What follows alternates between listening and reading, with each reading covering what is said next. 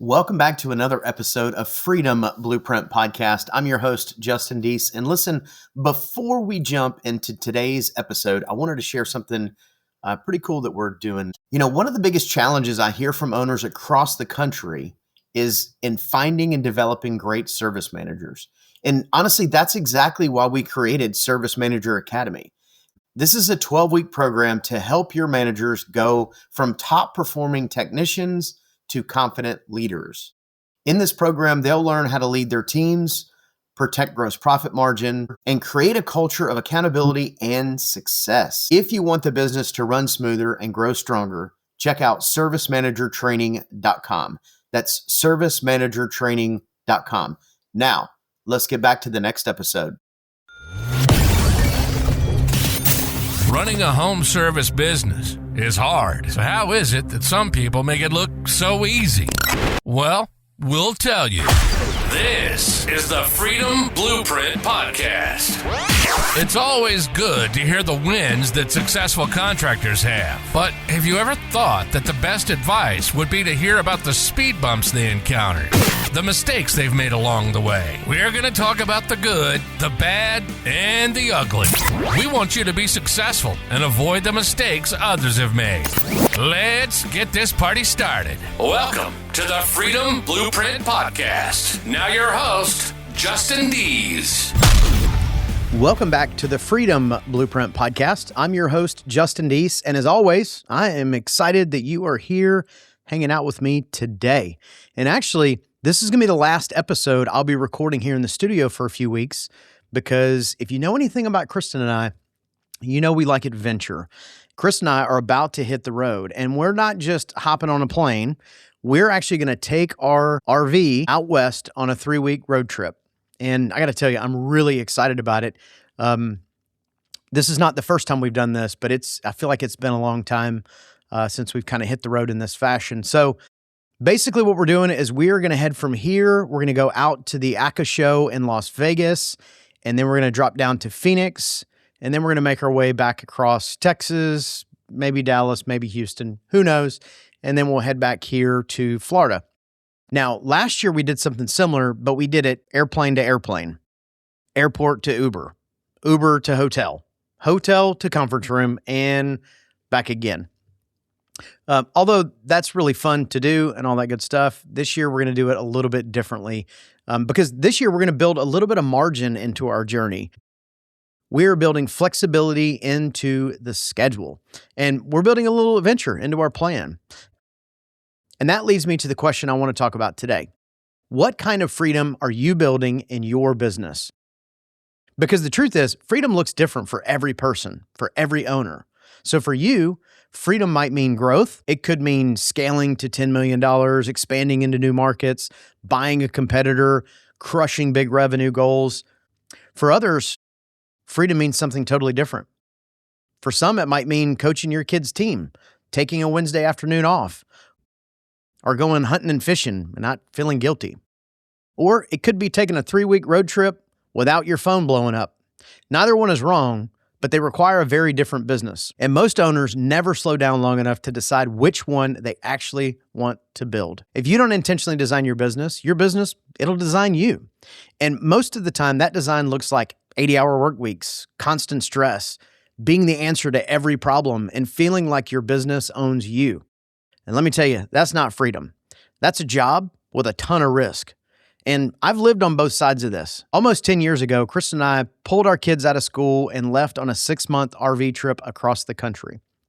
At the time, we owned a plumbing company in Navarre.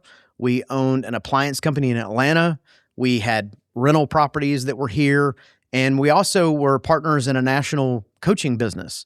So I remember thinking, if we leave for 6 months, is this all going to implode, or is it going to prove that we built it right? So I'll tell you a little bit of backstory on how the 6-month RV trip even happened.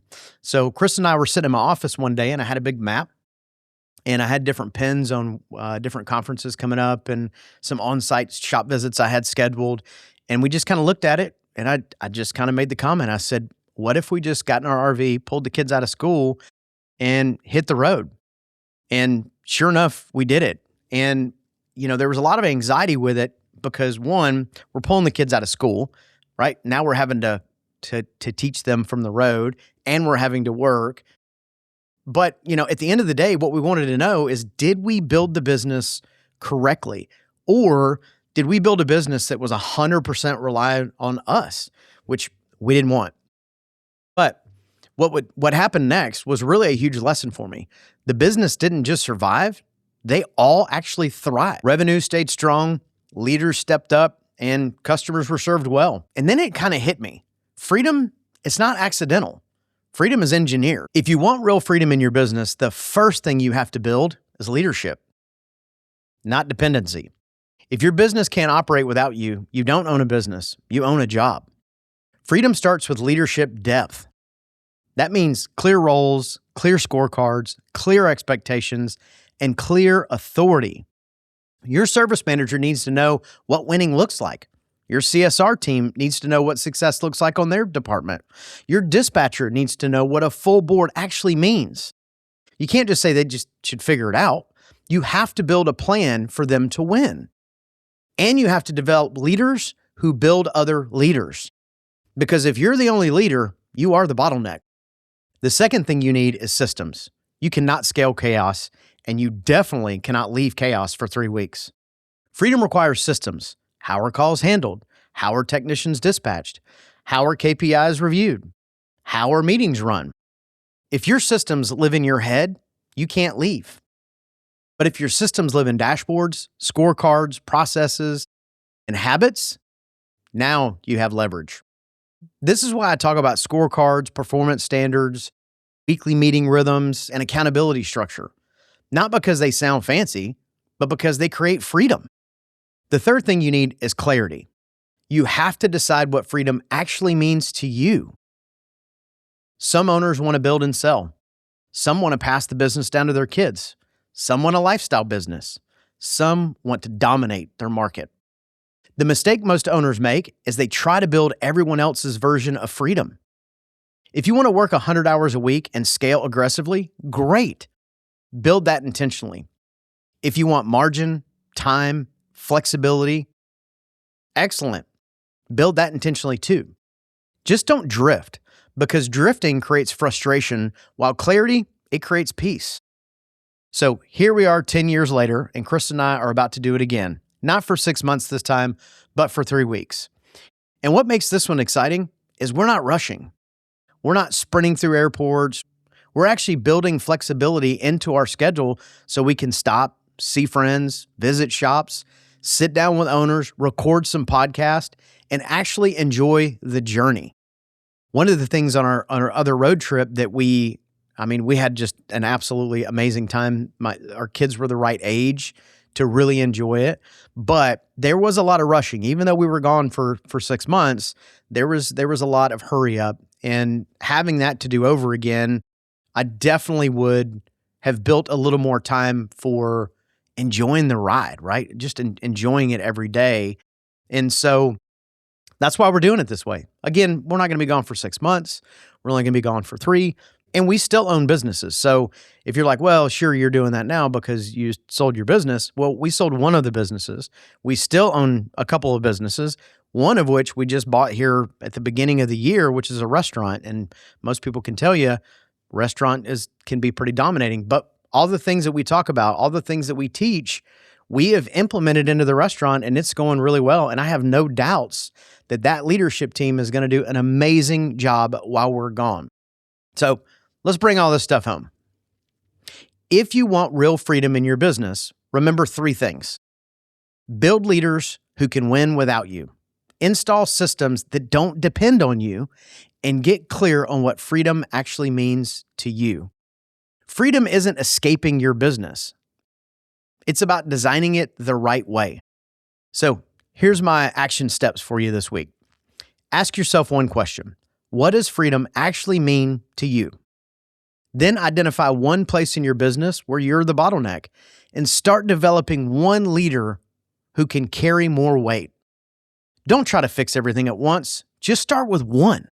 And listen, if you're along our route between Vegas, Phoenix, or somewhere in Texas or in between, and we've never met, reach out. I'd love to stop by your shop, hear your story, and maybe even record a podcast episode together. Because freedom, to me, freedom also means connection. So again, just remember, freedom, it's engineered. Leaders create leverage, systems create stability, and clarity creates peace. You get to choose what kind of business you're building.